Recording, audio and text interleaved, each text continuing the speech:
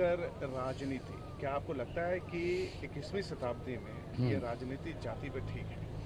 देखिए, राजनीति नहीं होनी चाहिए, ये तो मैं मानता हूं, लेकिन आज की राजनीति का तकाजा है। माननीय प्रधानमंत्री ने खुद भारत की राजनीति में या बिहार की राजनीति में अभी अभी उन्होंने जाति जनगणना को बहुत बढ़ावा दिया है और वहां से आर पार हो चुका है। तो अब यहाँ पे रुकने का, यहाँ पे टोकने का, यहाँ पे रोकने का मतलब क्या है? दूसरी बात कि भारत के माननीय प्रधानमंत्री जो भी इस कमजोरी से ही मगर तथाकथित इस सरकार के जो मुखिया हैं, उन्होंने खुद कई बार चुनाव प्रचार से लेकर कई बार कहा कि सबसे बड़ी पिछड़ी जाति का तो मैं हूं। अपनी जाति उन्होंने खुद बताई है। भारत के महामहिम सर्व ये सम्मानीय हमारी प्रेसिडेंट साहिबा मुर्मू जी का आदिवासी होने का जिक्र उन्होंने ही किया हर बार। ऐसे कई बार लोगों की जाति का वो जिक्र करते हैं। आज जब सामने सच्चाई आ गई है, राहुल गांधी जो देश के बहुत ही शक्तिशाली, बहुत ही पावरफुल, बहुत पॉपुलर, जिनको आप लोगों ने पप्पू बनाने की कोशिश की, लेकिन वो पप्पू तो नहीं बने, आप फेंकू जरूर बन गए। आप पे फेंकू का टाइटल लग गया। कितनी बातें की, कितने वायदे किए, 2 करोड़ रोजगार देने की बातें की, 15 लाख महीना देने की बातें की, सब हर इंसान को देने की बातें की। सारे वादे फेंके गए, फेंकू की तो हो गए।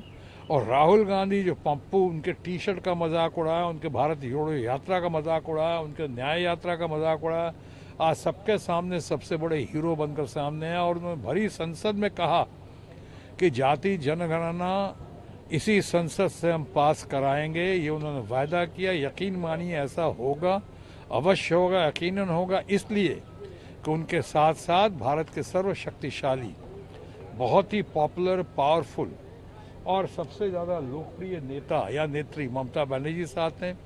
उनके साथ साथ हैं इतना युवा, डैशिंग, डायनामिक या यूं कहूँ डायनामाइट लीडर अखिलेश यादव और उसकी टीम साथ है। तो ये तो हो जाएगा। लेकिन आपने पूछा कहाँ तक ठीक है, कहाँ तक ठीक है? जो इन्होंने तुम्ही ने तो रास्ता दिखाया है, तुमने किया है, तो अब किस बात का एतराज कर रहे हो? ये तो होगा, अवश्य होगा। और जहाँ तक हमारे मित्र इनसे अनुराग ठाकुर से इस तरह से कहना, उनकी जाति पूछना, जाति नहीं पूछी, उन्होंने कहा जिनकी जाति का खुद का पता नहीं, वो जातीय जनगणना की बात कर रहे हैं। ये क्या मतलब है? ये तो अतिशोक्ति है, अन्याय है, ज्यादती है। आप आग में घी डालने का काम कर रहे हो। अनुराग जी, आप विपक्ष तमाम लोगों को कहना चाहूँगा, तथाकथित विपक्ष मैंने कहा यानी रूलिंग पार्टी के, क्या आपकी सरकार वो सरकार नहीं है। अब आपकी सरकार बहुत कमज़ोर हो चुकी है, दयनीय स्थिति में है।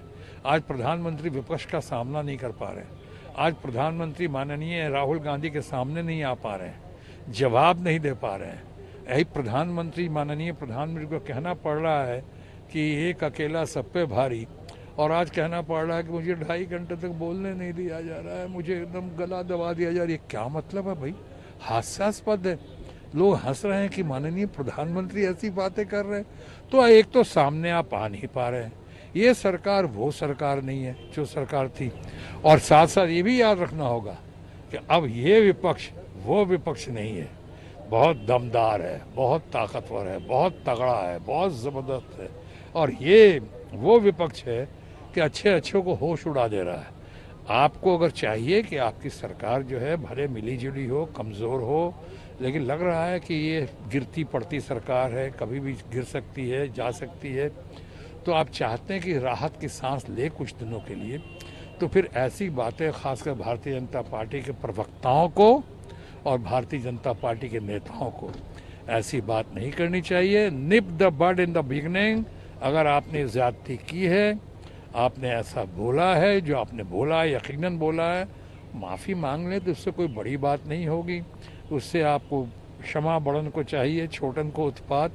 हम लोग बड़े लोग हैं, क्षमा कर देंगे उनको, माफ़ी मांग लें। नहीं तो बात निकली है तो फिर बहुत दूर तक जाए। प्रिविलेज मोशन ला रहे हैं, क्या टीएमसी हाथ में होगी? देखिए, टीएमसी तो खैर हमारे इंडिया ब्लॉक का हिस्सा है, तो इंडिया ब्लॉक जो करेगी, विपक्ष जो करेगा, मुझे पूरा ख्याल है कि हम लोग सब साथ मिलजुल कर ही करेंगे। Thank you very much.